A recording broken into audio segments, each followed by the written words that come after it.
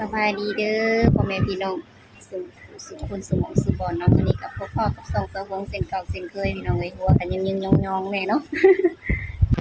นั่งก็ตื่นแต่นอนพี่น้องนอนเว้นมื้อนี้หั่นน่ะนอนเว้นแล้วก็ตื่นมากับสภาพผมก็สิยึงๆแน่เนาะมื้อนี้สิมารีวิวเฮ็ดปวกให้เบิ่งเด้อพี่น้องเด้อเฮ็ดปวกกำลังออกช่วงนี้ก็ได้ฝนก็เริ่มตกแน่แล้วเนาะมื้อนี้ก็ตกแล้วก็เซาแต่ว่า ตกตกแห้งเติบได้แต่ว่ายังร้อนอยู่อากาศก็ยังร้อนอยู่ก็บ่เข้าใจคือกันว่าเป็นหยังคือร้อนแดดก็แดดเอาแท้เอาว่าเนาะแล้วก็สิไปรีวิวเฮ็ดปวกให้เบิ่งบางนึงหันน่ะย่างไปแต่บ่ได้ถ่ายมาเนาะเดี๋ยวสิพาไปเบิ่งอีกเทื่อหนึงเนาะว่ายังบ่กิโลเท่าใดเนาะพี่น้องแต่ก็บ่ฮู้ว่าสิกล้าถามบ่เพราะว่าถามแล้วบ่ซื้อยันเขาจะสิเว้าให้เนาะแต่ก็คือว่าน่าสิแพงอยู่หั่นแหละพี่น้องว่ามันออกใหม่เนาะเราก็สิเห็นมื้อนี้แหละที่ว่าเขาเจ้าเอาเฮ็ดปวกมาขายนะเขาเจ้าซื้อต่อกันมาแล้วมันสิแพงเนาะคันแบบไปหาแล้วมานั่งขายเองนะมันก็สิบ่แพงปานใดแล้วอีกอย่างมันก็หั้นก็ออกใหม่ๆแต่คันแบบมันออกหลายแน่แล้วมันแบบมันเกลื่อนกันน่ะมันเกลื่อนตลาดแน่แบบมันบานมันจูมมันมีหลายอันนั้นมันก็สิราคามันก็สิลดลงแน่เนาะมันก็สิพอดีซื้อกินนั่นแหละแต่คันออกใหม่ๆบ่กล้าแตะเลยเพราะว่ามันราคามันสูงนะพี่น้อง กิโลละทางเขาเจ้าที่ว่าย่างมาวันหนึงนี่นะ450,000นี่ก็ประมาณเกือบ800 900เลยดิกิโลหนึงน่ะเบิ่งเดี๋ยวสะหงสิคูณเบิ่งก่อนเด้อประมาณประมาณเท่าไหร่700ประมาณ700เนาะมัน700กว่าหน่อยหนึงประมาณนี้แหละคันมันบ่ขึ้นนี่แหละคันงามแน่ก็คันแบบจุ้มๆตุ้มๆใหญ่ๆก็สิแพงแน่แต่คันแบบดอกน้อยดอกอันนั้นก็บ่แพงบ่หรือว่าจังได๋เนาะสะหงก็บ่ได้ซื้อกินดอกคือสิบ่ได้ซื้อแต่ว่าปกตินี่ป้าเป็นคนซื้อเนาะแบบว่าสิเป็นเห็ดสิเป็นอิหยังอาหารที่แบบออกมาใหม่ๆป้าเราสิมักซื้อเนาะพี่น้องเรามักเฮ็ดปวกเฮ็ดเพาะสารพัดเฮ็ดเนาะแบบแพงเราก็ซื้อป้าค่ะเรามักกินเฮ็ดเพาะเนาะสะฮงก็มักอยู่สะฮงน่ะบ่กินบ่กินเห็ดเพาะหั่นน่ะมันเวลาเฮากินแล้วมันบ่มีรสชาติเนาะเห็ดเพาะน่ะแต่คันอ่อนๆน่ะแซ่บอยู่อ่อนๆน่ะแต่คันแบบเป็นแก่ๆแล้วแบบไปเลยเนาะแต่มากินเห็ดละโงกพี่น้องเห็ดที่มันแบบเห็ดละโงกนะจักสิอันนั้นให้เบิ่งจังได๋เนาะที่มันเป็นดอกแบบ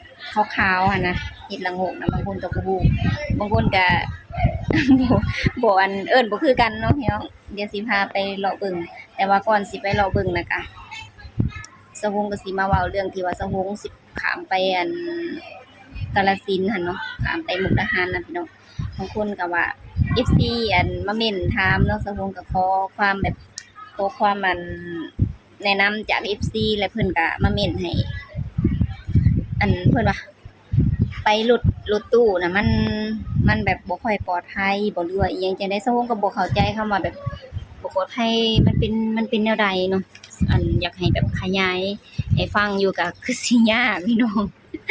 บ่ค่อยบ่ค่อยปลอดภัยแบบครอบคิดตัวบ่รู้ว่าจังได๋เพราะว่าสะฮงก็บ่เคยไปเนาะบ่เคยแบบอันนั้นบางคนก็เขาเจ้าว่าเพิ่นติดแบบสิว่าหยังแล้วก็สะฮงก็เว้าบ่เป็นแบบว่าเพิ่นหลวงปู่ศิลาน่ะเพิ่นบ่ค่อยอยู่วัดบ่ค่อยแบบอันนั้นเนาะเพิ่นสิออกไปเขาเอิ้นอิหยังเอิ้นบ่เป็นพี่น้องเอ้ยเอิ้นบ่เป็นคิดบ่ออกอยากเว้าก็เว้าบ่เป็นว่าไปแบบว่า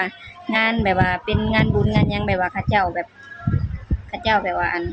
เชิญเพิ่นไปแบบว่าขึ้นห้านใหม่บ่เปิดนั่นเปิดห้านเปิดหยังเนาะก็สิเชิญเพิ่นไปหันน่ะแต่สะฮงก็เว้าบ่เป็นเนาะพี่น้องก็เว้าได้ส่ำนี้แหละหลายคอมเมนต์แรงเนาะที่แบบเข้ามาแนะนำสะฮงนะบางคนก็อันสิมารับเด้อว่าจะโอ๊ยขอขอบคุณหลายๆเด้อสะฮงก็บ่จักแนวสิว่าเนาะ แต่ละคอมเมนต์น่ะก็ได้อันมีทั้งผู้สิมาหาพร้อมพี่น้องแต่ก็ขอขอบคุณหลายๆแต่ก็บ่เคยเห็นหน้าบ่เคยเห็นตาเนาะก็บ่เคยคุยบ่เคยหยังก็เว้าความจริงสะพงก็บ่อยากกล้าไปนำ ก็บ่อยากกล้าไปนำปานใดเนาะพี่น้องนั่นแหละก็สิลองแบบลองเสี่ยงนั่งรถตู้ไปเบิ่งก่อนเนาะก็สิไปกับเอื้อยนั่นแหละคันแบบว่าเพิ่นว่างเพิ่นหยุดงานได้เนาะเพิ่นว่าเดี๋ยวเบิ่งก่อนเพิ่นว่าคันหยุดงานได้ก็สิหยุดเพิ่นว่าสิแหละเอื้อยสะพงหั่นน่ะเพิ่นเฮ็ดงานอยู่มุกดาหารเนาะพี่น้องเคยออกคลิปนำอยู่แต่ก็โดนแล้วแหละแต่บ่ฮู้ว่าจำมีคนจำได้บ่คือสิจำบ่ได้ดอกเนาะมันโดนแฮงอีหลีแล้วเพิ่นก็บ่ค่อยได้ออกคลิปคันออกดูๆก็สิแบบจำได้อยู่เนาะ ขอขอบคุณสำหรับคำแนะนำเนาะทุกผู้ทุกคนที่เขามาแนะนำแล้วก็ด้วยความที่แบบว่าหวังดีเนาะพี่น้องเนาะเดี๋ยวคันจังได้ก็สิเก็บภาพบรรยากาศการเดินทางเนาะพี่น้องมาให้ FC ได้เบิ่งได้ชมนำกันคันผู้ใดเซาฮงก็บ่กล้าสิเว้าว่าสิไปฮอดไสอิหยังจังใดเนาะยังบ่ฮู้จุดหมายปลายทาง สิว่ายังบ่ฮู้แบบยังบ่ฮู้สิเริ่มจั่งใดก่อนหั้นนะก็คือแบบอยากลองแบบว่าลองห่มลองเท้าไปก่อน แต่ก็สำหรับคำแนะนำก็สิเก็บเอามาพิจารณาอยู่เนาะพี่น้องเนาะวันนี้ก็สิพาไปเบิ่งเฮ็ดปวกก่อนเด้อพี่น้องไปเลาะตลาดเนาะเว้าหลายแล้วก็สิรำคาญกันซะแหละ FC ว่าเซาฮงสิไปขอเนื้อคู่บ่ว่าซั่น โอ้ยเนาะพี่น้องแต่ละคนก็ได้บ่ขอดอกพี่น้องเอ้ยสะฮงเองที่สิที่แบบบ่ค่อยแบบบ่ค่อยอยากแบบว่ามันใจมันแบบบ่อยากไปทางนี้แหละเนาะบ่ฮู้คือกันกำแพงแบบกำแพงมันสูงขึ้นผิดปกติ แต่จากที่แบบว่าก็เฮาก็บ่ได้แบบบ่ได้โสดมาแต่เฮิงเนาะแต่พอแบบมาโสดแล้วแบบพอแบบอันบ่ได้คุยกับไผบ่ได้แบบว่าอันนี้หั้นนะแบบบ่ได้ค่อยได้คุยบ่ค่อยได้อันนี้บัดพอโสดแล้วน่ะมันก็รู้สึกแบบว่าเอ้าอยู่คนเดียวก็ได้มันก็บ่เห็นเป็นหยังประมาณนี้หั้นนะแบบว่าอีกอย่างหรือว่าเป็นนำเฮาแบบว่าแบบมันชินบ่แบบอยู่คนเดียวจนชินมันก็เลยแบบ สบายๆเนาะมีก็ได้บ่มีก็ได้บ่ได้คิดฮอดปานนั้นทุกมื้อนี่ก็หาเงินเน้นหาเงินอย่างเดียวบ่ได้เน้นเรื่องอื่นเลยเน้นหาเงินกับสุขภาพตัวเองและพอเนาะ2อย่างคือบ่ทันได้ว่าดอกพี่น้องเรื่องนั้นมีก็มีเนาะบ่มีก็บ่เป็นหยังแต่ก็คือว่าแหละคนก็เข้าใจแหน่บ่เข้าใจแหน่ก็บ่เป็นหยังเนาะพี่น้องเนาะก็สิมารีวิวอันนี้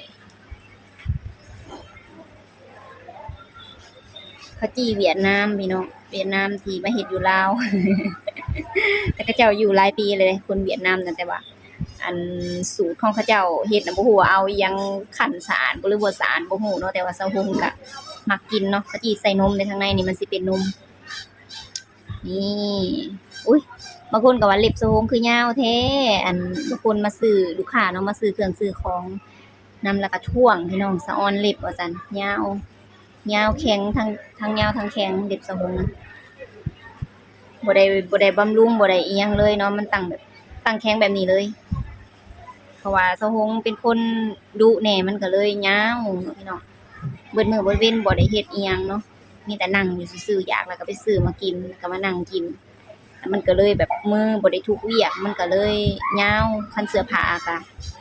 บ่พอสิได้แบบว่าลงเหือลงแรงพอปานใดหันนะนั่นแหละคันผู้ใดอยากเล็บยาวก็ลองแบบเป็นคนดูคนมันเบิ่ง หยอกพี่น้อง เดี๋ยวกินแล้วก่อนเนาะสิพาไปเบิ่งเฮ็ดปวกพี่น้องท่ารุ่นนำกันเนาะเจ้าใส่นมให้หลายตื่มนมให้เพราะว่าสนิทแม่ค้ากับลูกค้าก็สนิทกันตื่มให้เจ้าเด้อข่อยตื่มให้เจ้าเพิ่นว่าขอบใจเด้อเลยกินหลายๆสิได้อ้วนๆเพิ่นว่าอันนี้คำที่แบบว่าคนส่วนหลายบอกเซาฮงกินหลายๆสิได้อ้วนๆก็บ่เข้าใจคือกัน คนอ้วนก็อยากจ่อยคนจ่อยก็อยากอ้วน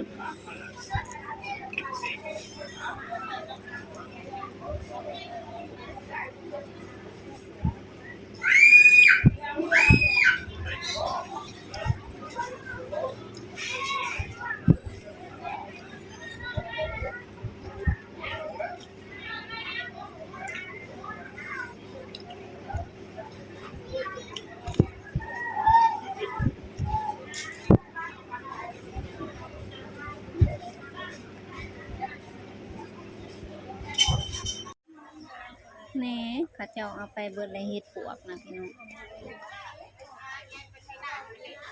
น้องน้องหนึ่งหายังเห็นอยู่วันนี้เพิ่นว่าเบิดแล้วแต่น้องเฮ็ด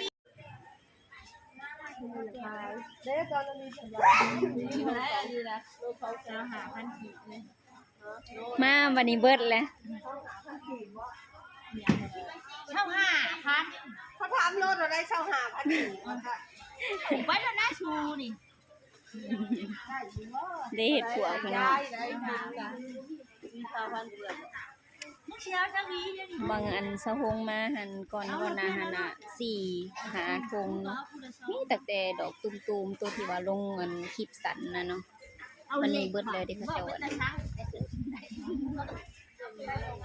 ไปเพิ่มเลยบ่ต้องใช้ชงอันนี้ปูปลามีแต่เจ้าเดียวหั่นแหละเนาะอันนี้เป็นเอ้ยนี่เด้นี่เฮ็ดปวกนี่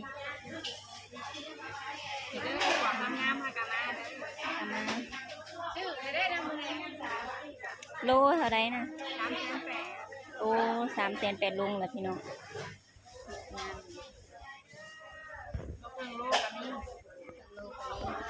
ยังออกใหม่ยังอันบ่กล้ากินปานใด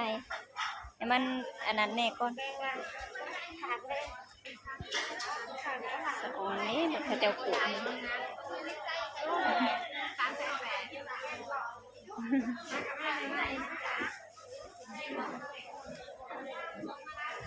นนี้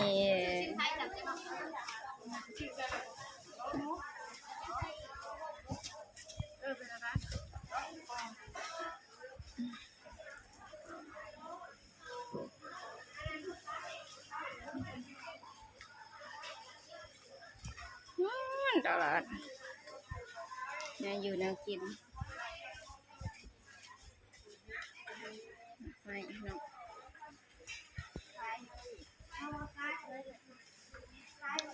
โอ้ยไฟก็สมาเหลื่อมแท้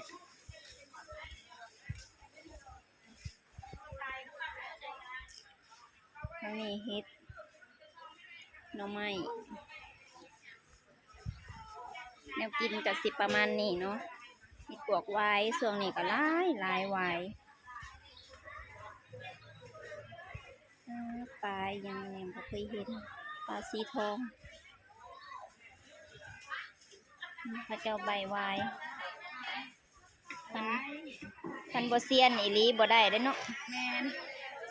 เสียนไม่ได้ยังเนาะ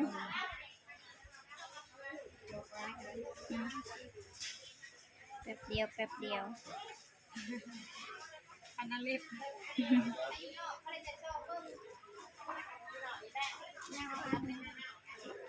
เราเคยปอกแบบตลอดแล้วก็เก่งเนาะคันเฮานี่ปักมือสุดยอดไปเลย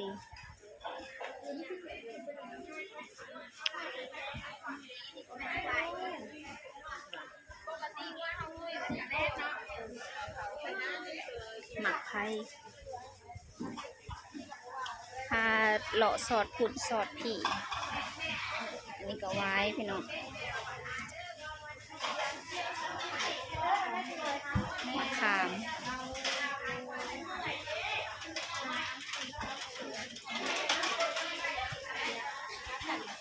ไก่